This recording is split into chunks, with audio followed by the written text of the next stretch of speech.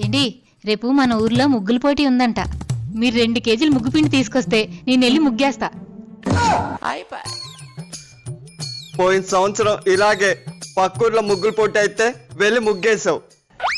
వాళ్ళు అది చాతపడి ముగ్గు అనుకొని ఎప్పుడైనా ముగ్గుల పోటీకి మీ ఆవిడని మా ఊరు కానీ తీసుకొచ్చావంటే ముగ్గేయడానికి మీ ఆవిడున్నా చూడడానికి నువ్వు ఉండవని నాకు వార్నింగ్ ఇచ్చారే.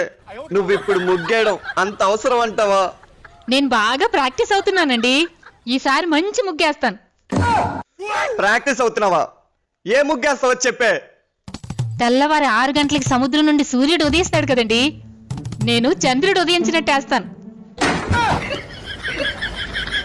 అది చంద్రుడని చూసిన వాళ్ళకి ఎలాగ అర్థమవుతాయి? చంద్రుడి మీద రావోయి చందమామ అని రాస్తానండి. సముద్రాన్ని అంటుకొని గోదావరి నది పారుతున్నట్టు కూడా వేస్తానండి.